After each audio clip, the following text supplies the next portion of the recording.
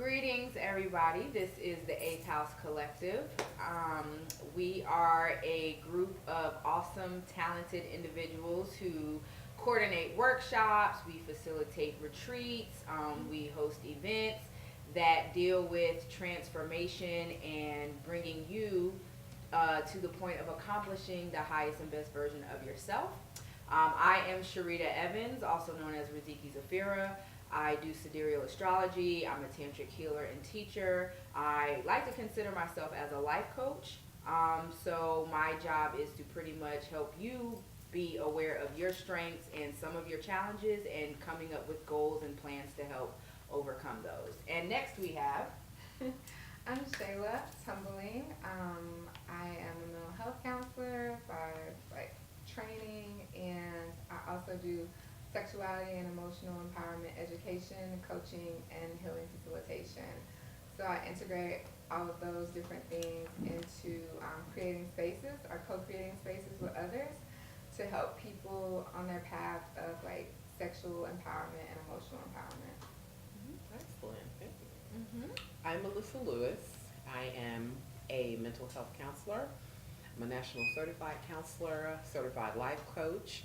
I focus a lot on as an intuitive, I promote myself as an intuitive career coach, working with you as you go on your path to your future endeavors. Also, I work a lot with trauma, with couples, sexuality. So we incorporate some of our sexual healing and sexual modalities to be able to complement what people have already gotten. So this is how I embrace and how they allow me to contribute to the Eighth House Collective. Yes, and just to give you an overview of what the Eighth House Collective is, so what is Eighth House in the first place?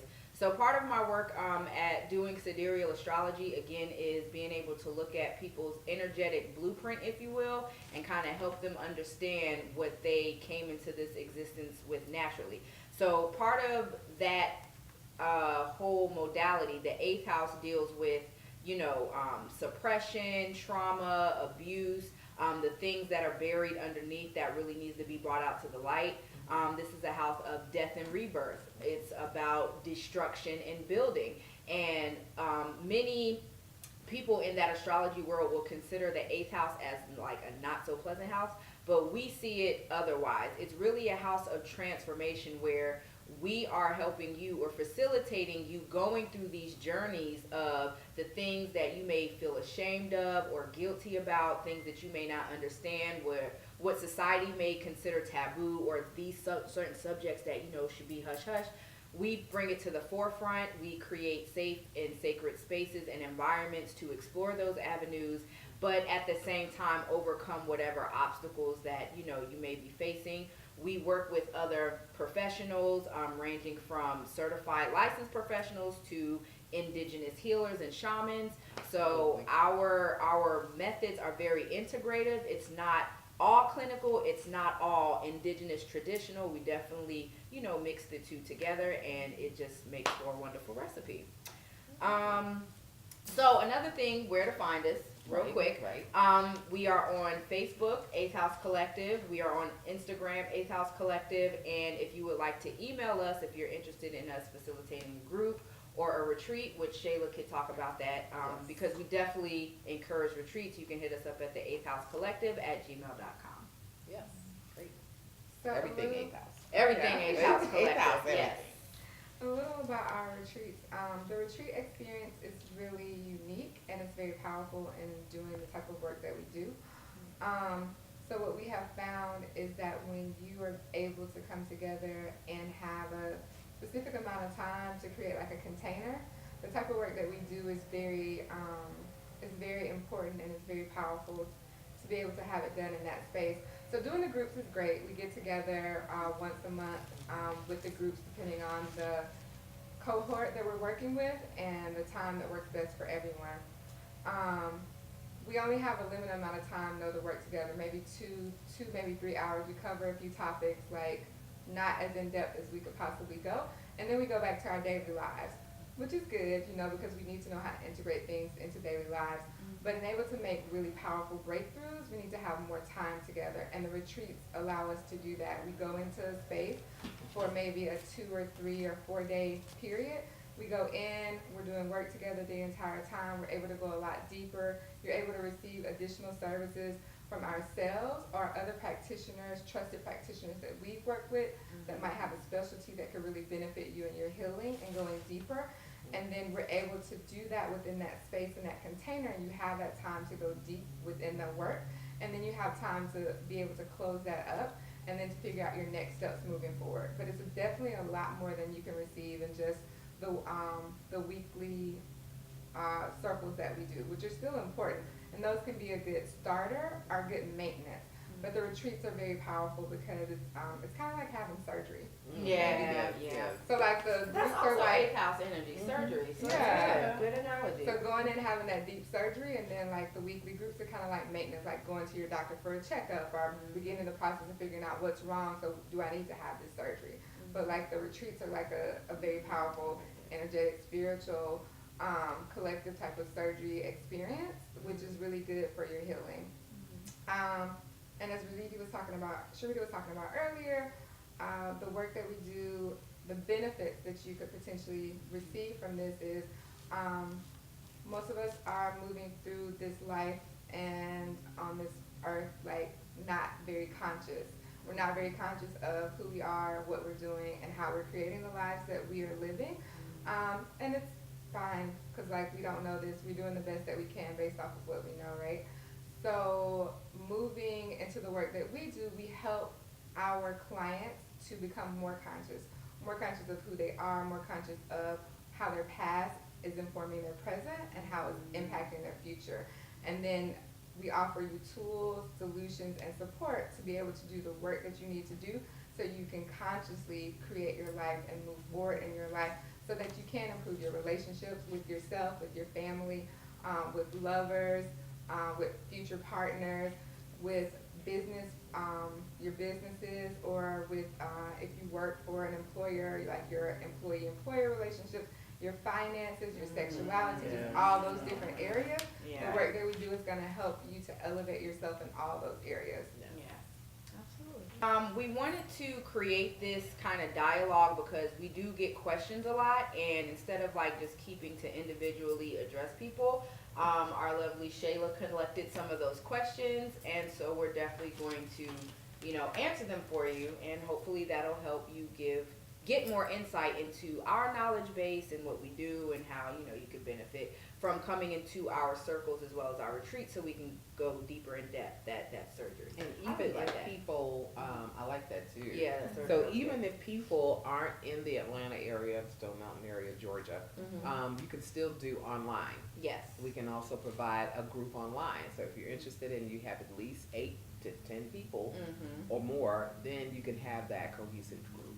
But once the group starts, after the second group, it's sort of closed and private. Yeah, and that's important because, we want to be sure everybody feels safe to express and be vulnerable and understand if it's an all male or all women circle or both, it's a hood as far as sisterhood or brotherhood or brother and sisterhood community. And, what I've seen, and y'all can picture, when you heal together, it's easier to build together. Oh, absolutely. So I know we've been in spaces where we've had healing work done, and we've kind of witnessed each other in our healing, and that definitely creates a better momentum for us to build together as the 8th House Collective. So just like you're on the journey and we facilitate healing and stuff, we're on that journey too with you. So yeah.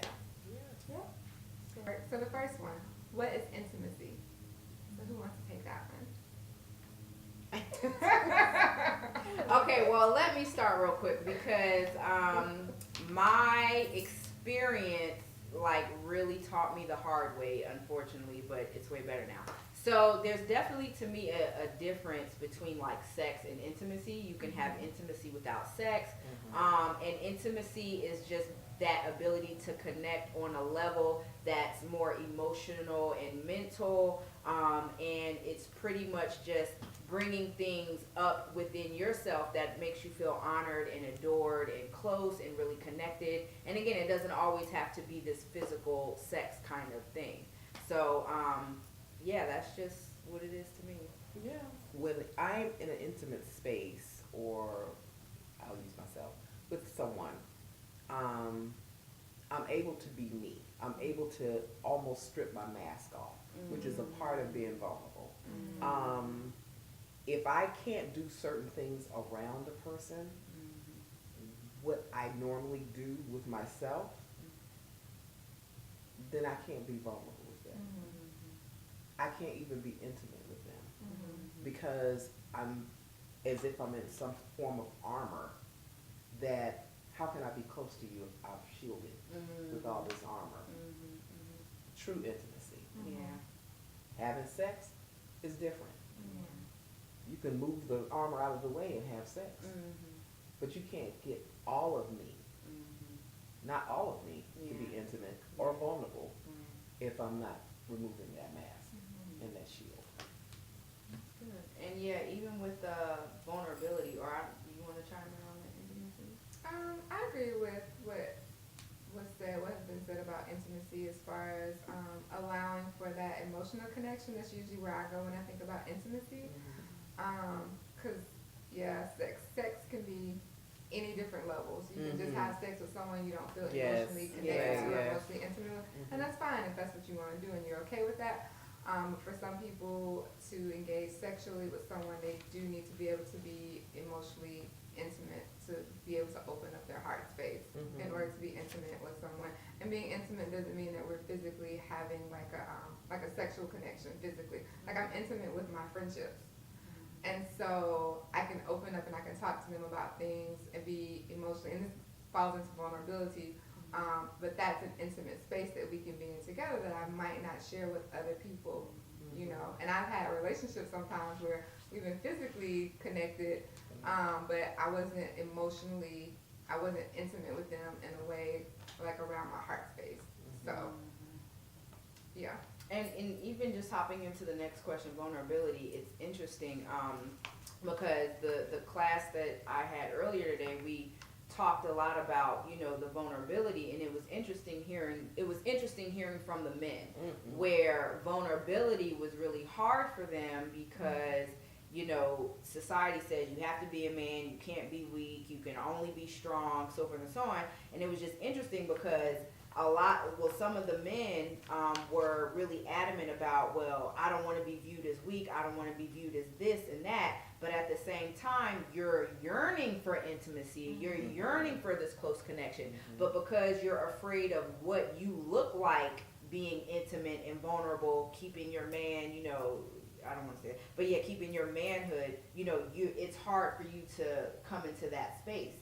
And unfortunately, another thing is a lot of men in society are raised on focusing on, you know, make the money, do hard work, But when it comes to being intimate with their partner or just knowing what vulnerability is, they have no idea.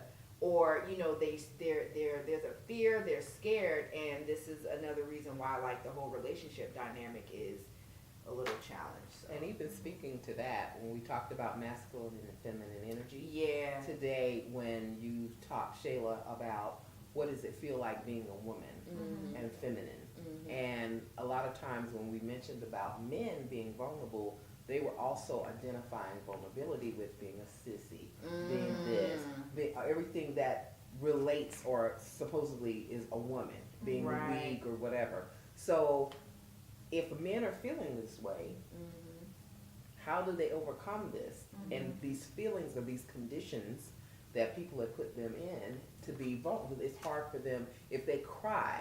If a woman does not embrace that and say, you know what, I got your back, because I'm being vulnerable, because I'm, as a man, I'm letting you know where my emotions are. So if a woman puts him down and says, you're weak, why are you crying? I don't want you, I need your best version. What happens then? Yeah. You know, how do you change that? How do we change that paradigm of making men not be open because they feel like they may be pushed down?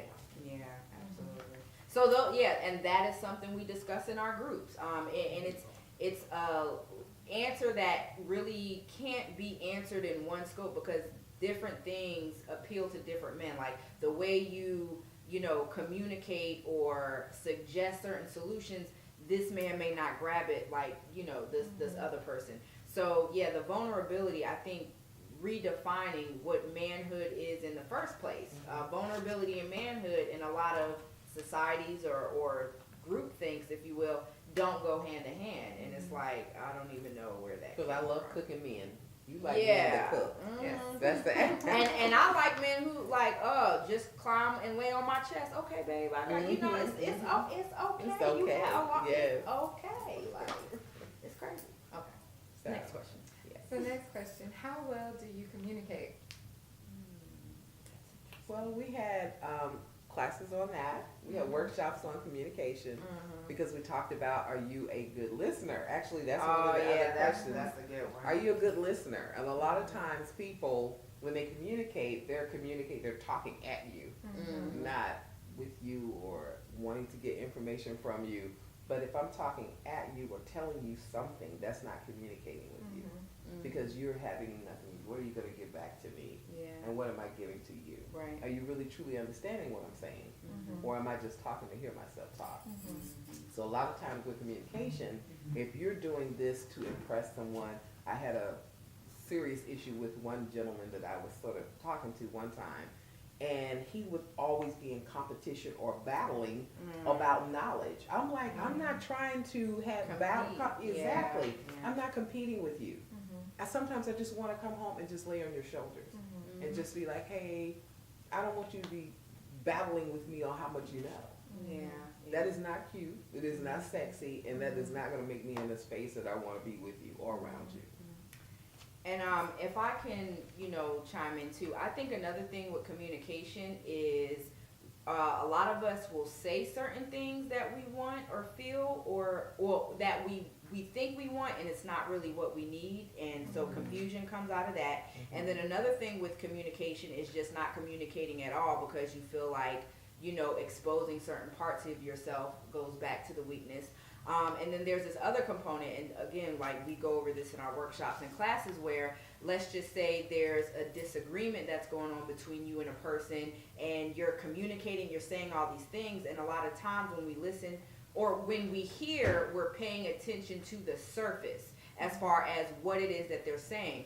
But we're not listening to understand why they're saying what they're saying and what it is that you're really trying to say. So there was an interesting instance where there was this couple in the class, and the guy was more so like, well, you know, I'm trying to talk, I'm trying to communicate. When I'm trying to talk to her, it's just, well, whatever, I don't want to hear that. And she goes into this big fit. And so the question is, okay, I understand you looking at the surface, right, as far as, okay, what she's saying, but let's understand why she's saying it. So we ask her, hey, when you're in this mode of, oh, whatever, what is it that you want him to do?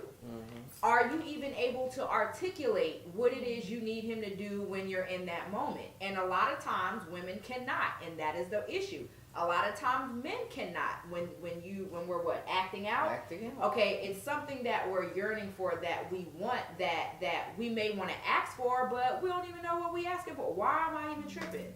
Because You we're know. basing it on our emotions.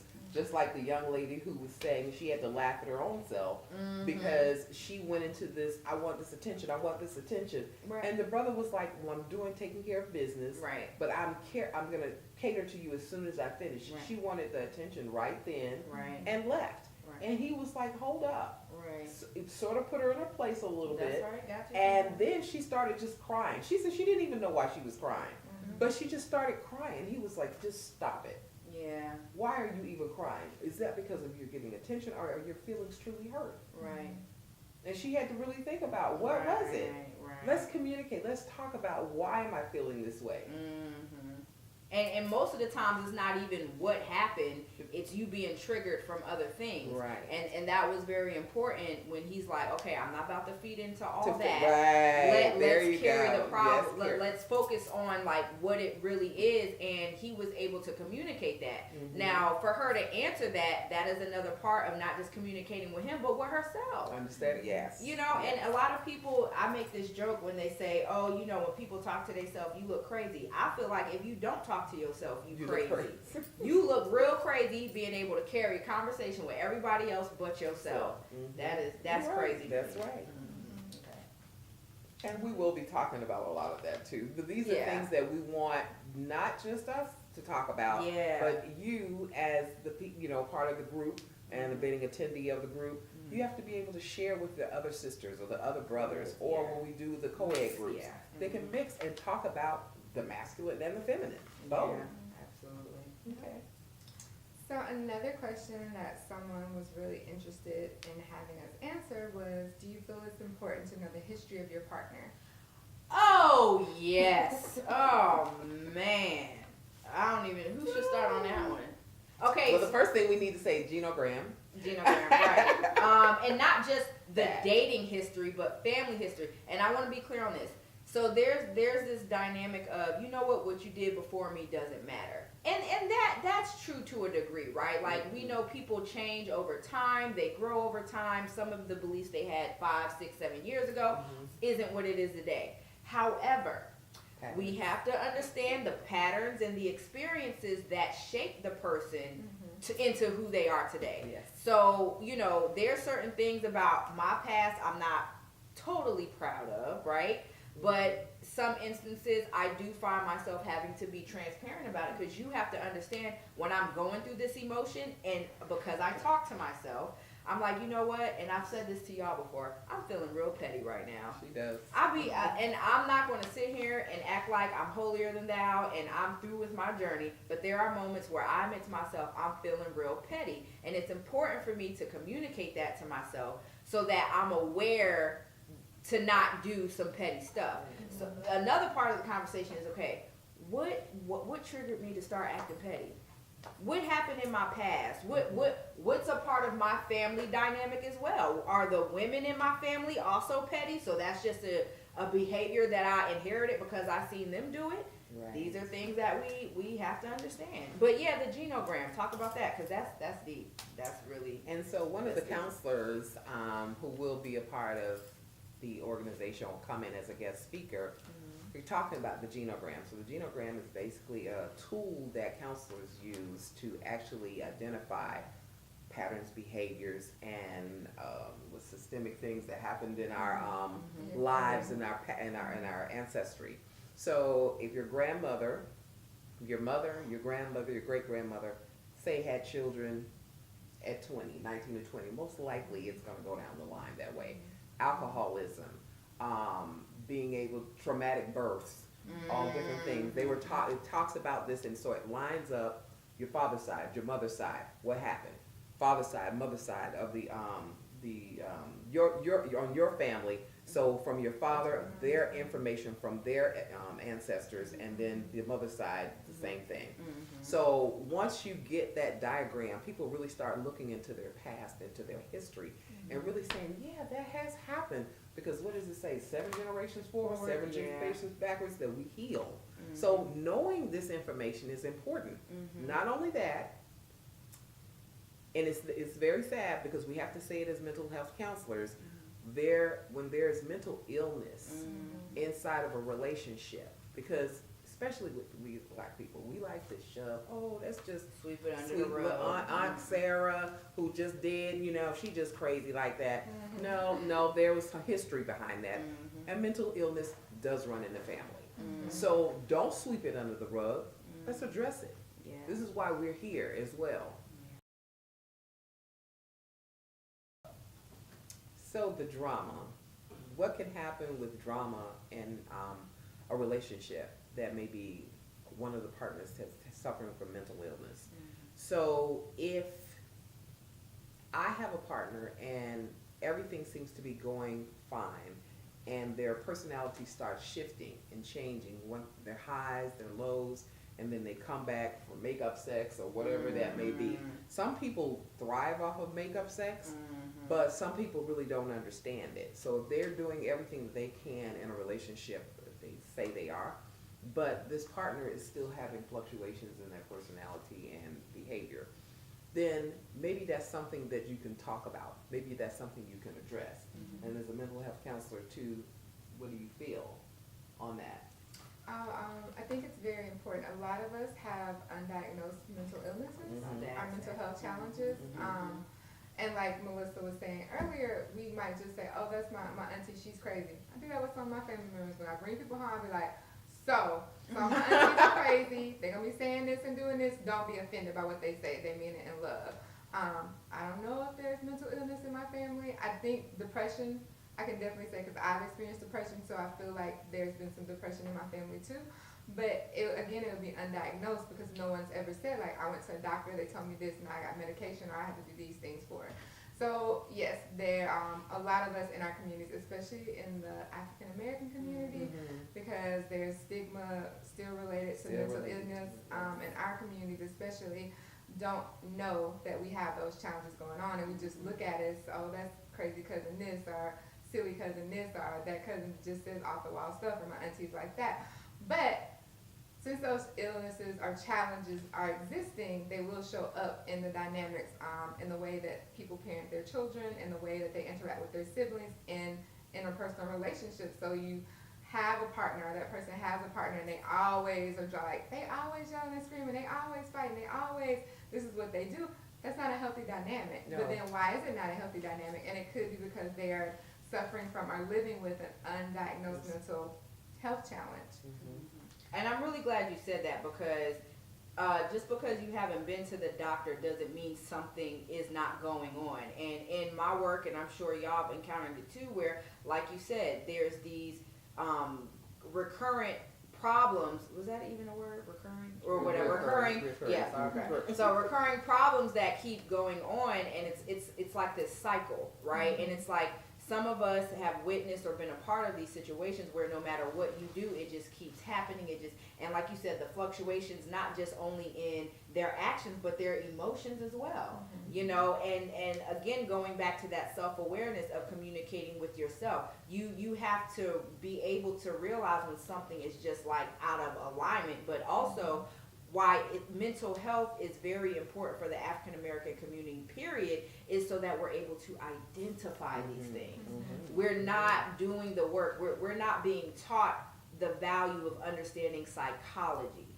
To even if you don't have a degree, just being able to be in the situation or a conversation or an experience and say, you know what? Okay, you're not all the way right. There's something going on, and you know, now I have to handle you a different way. Maybe I don't have to haul off and punch you in your face. Maybe, unless you hit me. But what I'm saying is, maybe it doesn't have to come to that. Because I can recognize a mental dysfunction when I see one, I'm going to have a little bit more compassion and try to find a way to, you know, better handle this situation as well. So yeah, I think that's it's very important, because really a lot of marriages are failing, a lot of relationships are ending earlier than they should, because people are not understanding why this personality is this way. That's why, from the original question, when we say the original go ahead. No, but the original question was basically, should you know your partner's background? History. Sure. Yeah. Absolutely, because I need to know how many people may be running around in your family. Not that I got to go and do a genogram on you, but what, you know, just understanding where they may be in life, what may be happening. If they're suffering from depression and you feel like, oh, they never want to do something, depression is real. Yeah. It is real. Yeah. And people have to take these things seriously. Yeah. And if you love somebody and you're going to be vulnerable with that person, understand what they may be going through. And the last thing I want to say to that is, you know, a lot of these parts play into how a lot of us feel like we're the victim in a lot of things. So we may consistently find ourselves in these negative experiences. So we identify as this, oh, I'm constantly the victim. So when something comes up you don't like, you're always in this role of I'm a victim, I'm a victim, I'm a victim. And again, it could be something mental. Some people are actually attracted to being the victim. And like you said, Drama the whole, triangle. right, the whole makeup sex. Some people will start an argument just so the makeup sex can happen. So yeah, that drama triangle is something very important. So I know that was kind of another question too about like, you know, always feeling like stuff is happening to me. Oh, yes, So yes. yeah, Why let's is this talk about always that. happening all the time to me? Yeah, Why are you keep bringing it to yourself So- all the time? How about that? we talked about But this we today. talked about this today. We talked about the drama triangle, which is the victim, the persecutor, and the villain, or what they call the rescuer. Well, no, I got it wrong. Victim, rescuer, and persecutor. Thank Yes, you. yes. Victim, rescuer, persecutor. What's that mean, Melissa? What is the victim? Always complaining about somebody did something to them. They're always wrong, but never want to try to figure out a plan on how to correct it. They just want to keep complaining because everybody has done them wrong. And usually when they're stuck in that victimhood, they can't conceive a lot. They always try to say, oh, I don't know. I don't really understand what happened. Yes, you do. Yes, you do. Yes, you do. And as a victim, but Side. what did I also say? We rotate in that triangle. We are victims sometimes because everybody, that's including you, everybody has gone through this drama triangle with victim, rescuer. Now, what's the rescuer? Yes, what is that? The rescuer is that martyr, you said, or pretend to be martyr. But actually the rescuer will turn into the victim because why? They always feel like I helped you, I did this for you, but they are keeping tallying points on you. I can guarantee you that. I done met people like that. You remember like in You remember what I did. 1994 when I'm like, for real, we gonna go back that? Okay. Yeah, but this like the rescuer, they do things, but they are really doing. Sometimes they're doing things in the hopes of getting attention, Validation, the validation, praise. Look what I did. Look who I am. Look how I helped her. Look at my cape. Yeah, there you go. I love it. I love it. Yeah. But yeah, so what happens if the rescuer does not get the validation? Then what do they turn into? The victim. I cannot believe they didn't acknowledge that I helped them. I saved you or crawling on the ground on the streets. And so now who they are? Now look how they treat me. Who do they turn into? The victim. That quickly. That. So it's very fine line between love and hate. Right. There are two sides to every story. That is true. That is true. So then you got the rescuer, but now you got the persecutor, Right. who's always acknowledging, you have a problem. This is your issue, but no solution. Yeah, that was So- me. I ain't gonna lie. And that's what I was saying. I could tell. a They person march was around. wrong with Sojourn them the truth with with no marching problem. around. I will call your ish out in a second. But I ain't had not one solution. Child, I don't know, but I know you got this problem. Yeah. So I was that. Okay, I but was. if somebody did call her out on it, Yeah. then she would have turned into what? The victim. I can't believe that they Yeah. called me out on this. Right. I'm just exactly. trying to help you. Yeah, that's So that's the persecutor. So we all rotate in these Yeah. roles. Yeah. Now, how do we get out of the drama triangle? Acknowledging about this triangle that it's real. Yeah, It's real in these yeah, streets. It is. But but Yes, it's it is. real, and then you acknowledge it and learn. Oh, I'm getting ready to play the victim. Yeah. Let me stop this. Let me process this thought on what I was about to do, about to say, and when I'm crying, because sometimes I like to cry, like if I want a little attention, but I know what I'm getting ready to do. Yeah. I have decided to take that role and step into the victim at that time. Right. It's not doing nothing for me. Yeah. Because if I get called out like the friend did, get called Yeah. out on her stuff, then I'm gonna feel like, oh, Right. okay, well, I just was trying to get some attention from you. I'm there. Mm. Trust and believe that that person's still gonna be there, and if he or she is not there for you, then they're not needing to be. Mm-hmm. But you crying is not, because now you're doing stuff for attention and manipulation. Ooh. And victims are they are the biggest manipulators. Don't give them too much. They gotta come to the They circle. gotta come to the don't class. don't give because we Okay. get deep. We got real All deep right. today. Yeah, don't give them too much. So that's it for that right now. So we're gonna wrap it up. Yeah. want to give you more information on how to find us, and Absolutely. we need to have you guys in these circles because Yes. this is awesome. And the retreats. If you want us to come to our retreat, or you want to create your own retreat, then we can do Let that. us know. And just so far, you know, I want to just give thanks to the brothers and the sisters who are joining the circle so far anyway. I really feel like, you know, the time that we're in now, it's important, it's needed, it's very much necessary, and we got to start changing our patterns or our beliefs on, you know, counseling outside of wall or Yeah, without walls. How do you say counseling that? Yeah. without walls. Yeah, and one of the brothers in our circles mentioned, remember how, you know, it was finally good to meet another brother talking about going to counseling, because this is something that's just not openly discussed in our community because it's a sign of what? Weakness, Yeah, you know, so, and it's very strong. That's one of the strongest things you could do. Because you're trying to make yourself better as a Absolutely. man or as a woman when you're coming to counseling. And it's not so, we want to try to make it so clinical. We have exercises, it's fun. Yeah, well, yeah. And I'm not licensed in none of this stuff, so you know I'm not about to be in no, you know, just boring kind of thing. So we definitely make it interactive, and I love our mixture. We have the clinical, licensed, certified, and then the non-traditional kind of mix or whatever. So And it's for small fees, like Yeah. $25. yes, absolutely. So again, if you're interested in joining one of our sister or brother or co-ed circles, or you would like to create your own sister or brother or co-ed circles, definitely hit us up. Definitely stay tuned to our channel because we will definitely be dropping more little snippets and videos about what we have going That's on right. and some of the, you know, topics that are being brought up in our circles. And I mean, they're just really real. And yeah, it was, I think we should leave them with this. Okay. So when a woman in her subconscious has this idea of, oh, if I had a choice to be born again, you know, I'd rather be a man. How does that show up in her relationships, in her She may be more of dynamics? the aggressive one. She may also take more, but she may find a partner that may need that strongness.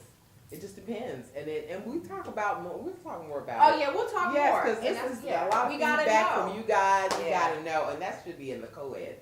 That should do that one in the that co-ed would group. be good. So definitely Yeah. the Eighth House Collective. Find us anywhere: Facebook, Twitter, Instagram, Our Gmail account. Yeah. and definitely if you're- Website coming soon.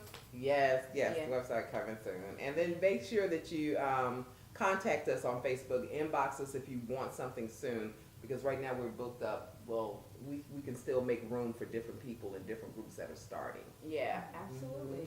Yes. So, thank you all for tuning in. We will definitely see you next time. Remember to contact us, 8th House Collective at gmail.com. Subscribe to our YouTube channel if you want to stay in tune with our new material, because we have a lot of good stuff coming. Yes, a lot of stuff, even the CPR stuff. Oh yeah, that's gonna be good. Okay, don't Yes. don't give him too much. Okay. Okay, nice.